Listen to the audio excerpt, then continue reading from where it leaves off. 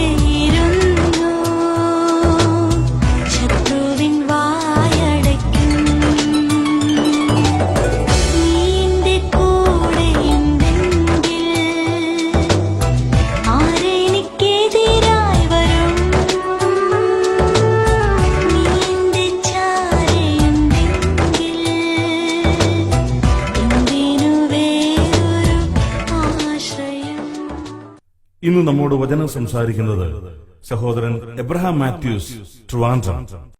ദൈവനാമത്തിന് മഹത്വം ഉണ്ടാകട്ടെ. ദൈവവചനവുമായി ഇന്ന് രാവിലെയും നമുക്ക് കർത്താവിന്റെ പാദപീഠത്തിൽ വരുവാനും അവിടുത്തെ ശബ്ദം ശ്രവിക്കുവാനും ദൈവം നൽകുന്ന അവസരത്തെ ഓർത്ത് ദൈവത്തെ സ്തുതിക്കുന്നു. വിശുദ്ധ മർക്കോസ് എഴുതിയ സുവിശേഷം 14-ാം അധ്യായം അതിന്റെ 8-ാമത്തെ വാക്യം നമുക്ക് വായിക്കാം.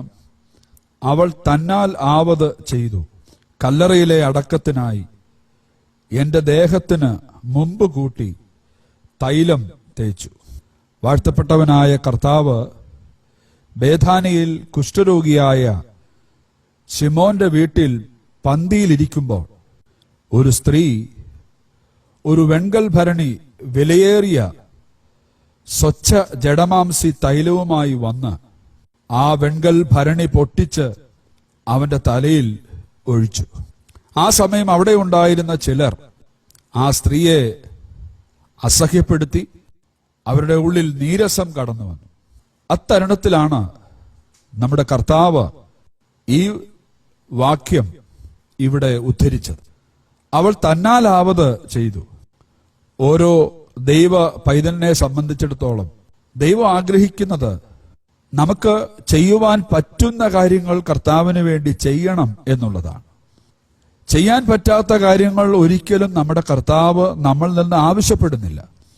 നമുക്ക് ചെയ്യുവാൻ കഴിയുന്ന കാര്യങ്ങളാണ് കർത്താവ് നമ്മളിൽ നിന്ന് പ്രതീക്ഷിക്കുന്നത്. പലപ്പോഴും നമ്മുടെ ക്രിസ്തീയ ജീവിതത്തിൽ നമുക്ക് ചെയ്യുവാൻ കഴിയാവുന്ന കാര്യങ്ങൾ പോലും നാം പലപ്പോഴും ചെയ്യാറില്ല.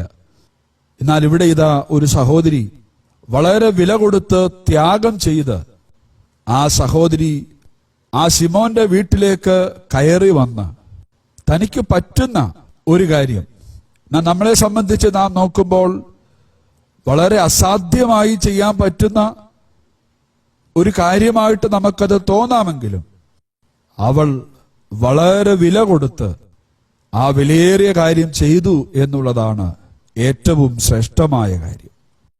പ്രിയമുള്ളവരെ, നമ്മൾ നമ്മുടെ ക്രിസ്തീയ ജീവിതത്തിൽ എത്രയോ കാര്യങ്ങൾ കർത്താവിന് വേണ്ടി നമുക്ക് ചെയ്യാൻ പറ്റുന്ന കാര്യങ്ങൾ പോലും നമ്മൾ ചെയ്യാതെ വിട്ട എത്രയോ ദിവസങ്ങൾ, സംവത്സരങ്ങൾ നമ്മളിൽ നിന്ന് കടന്നുപോയി.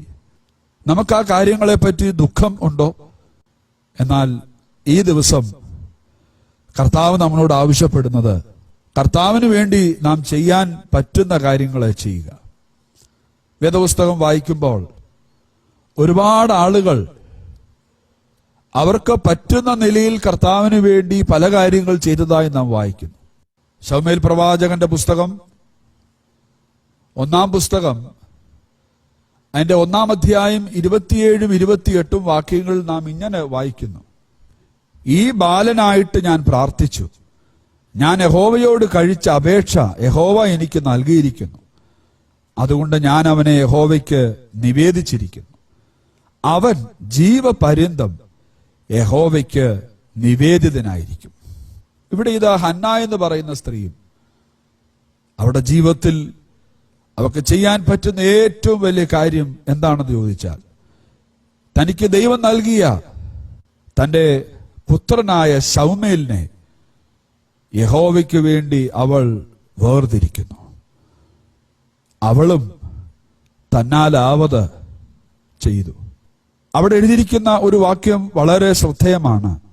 കുറച്ചു കാലത്തേക്ക് മാത്രമല്ല ശൗമേലിനെ അവൾ യഹോവയ്ക്ക് വേണ്ടി നിവേദിച്ചത്, ജീവപര്യന്തം. അഥവാ അവന്റെ മരണം വരെയും, ശൗമേലിന്റെ മരണം വരെയും ശൗമേൽ യഹോവയ്ക്കുള്ളവനാണ് എന്ന് ആ അമ്മ ഹൃദയം കൊണ്ട് നിശ്ചയിച്ചു. അവളും തന്നാലാവത് ചെയ്തു. ഇന്ന് രാവിലെ നാം പല കാര്യങ്ങൾക്കായി ബന്ധപ്പെടുമ്പോൾ കർത്താവിന് വേണ്ടി നമ്മളാലാവുന്നത് ചെയ്യുവാൻ ഈ ദിവസം ദൈവം നമ്മെ ഇടയാക്കട്ടെ. അങ്ങനെ വന്നാൽ നമ്മുടെ ജീവിതവും അത് വളരെ സൗരഭ്യം നിറഞ്ഞതായ ഒരു ജീവിതമായി ഇന്നും തീരും. കർത്താവ് നമ്മളെക്കുറിച്ച് പറയും, ഇതാ ഈ മകൾ, ഇതാ ഈ മകൻ, തനിക്ക് കഴിയാവുന്നത് എൻ്റെ പേരിൽ അവനും ചെയ്തു. ഈ ദിവസം നമുക്കതിനായി സമർപ്പിക്കാം. ദൈവതിരുനാമം ഇന്നും എന്നേക്കും വാഴ്ത്തപ്പെടുമാറാകട്ടെ.